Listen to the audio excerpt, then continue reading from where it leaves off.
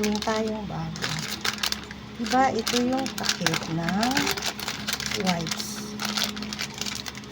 Ito ng wipes. Diba?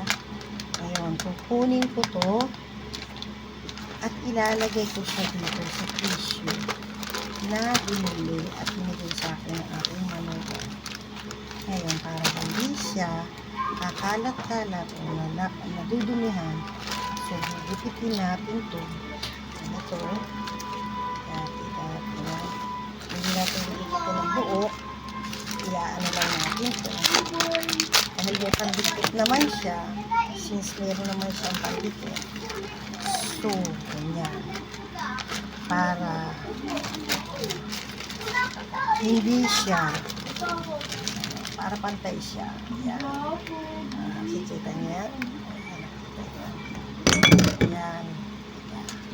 Tumba ang ating camera. Mahirap ang walang stand. Yan. Dito tayo sa kusina. Ay. Ano yan? Mawa mo tayo. Tumba. Yan. Para balansin. Ngayon, since natanggal ko na siya dito, and here, tanggalin ko siya dito. Yan. Ganyan ang gagawin natin. Diba? Para siya ay may takip. Ano na yung kanyang dikit. Sinipicture lang na nabikit natin siya ng gusto. Para umakot. Okay? Open natin siya dito. Since nakadikit siya dyan, ipipin natin yan ng paito. Para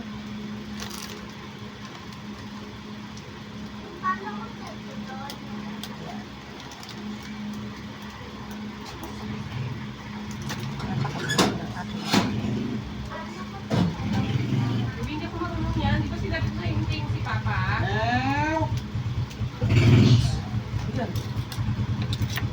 Ako na aking puso na lang.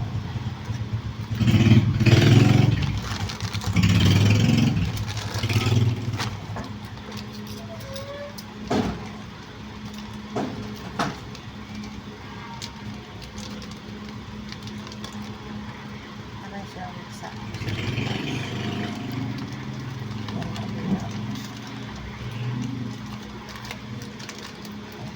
sa panghasa. Dahil grabe ang puro ng aking gunting.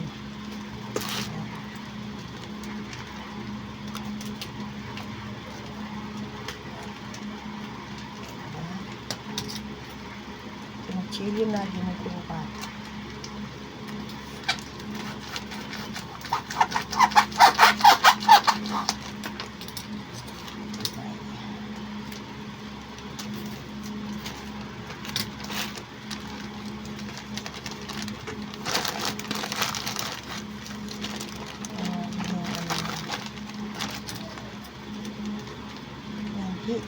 DIY yan. DIY? Tawag sa ganyan. DIY. Yan.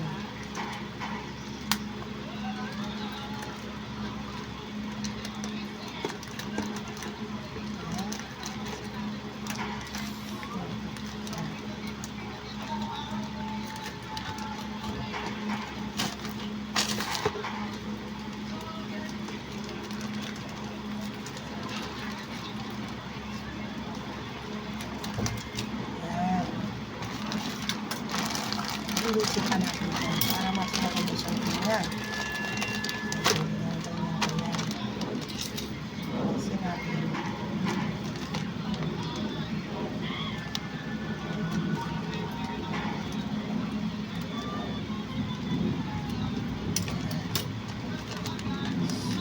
Dahil nagawa ko na,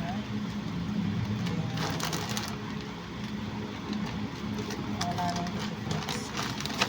Meron pa natin na ganyan na.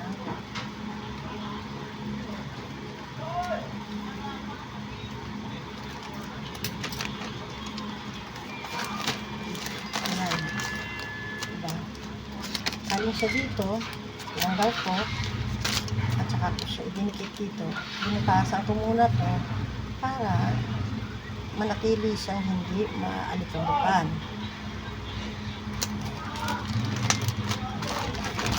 So, pag kumuha ka, sinabit mo siya, may takip siya.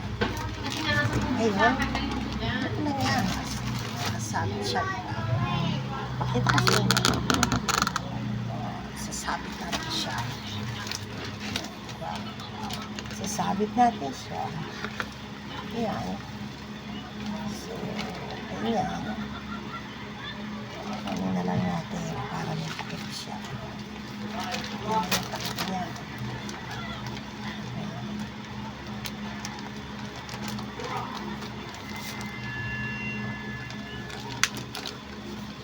Oh.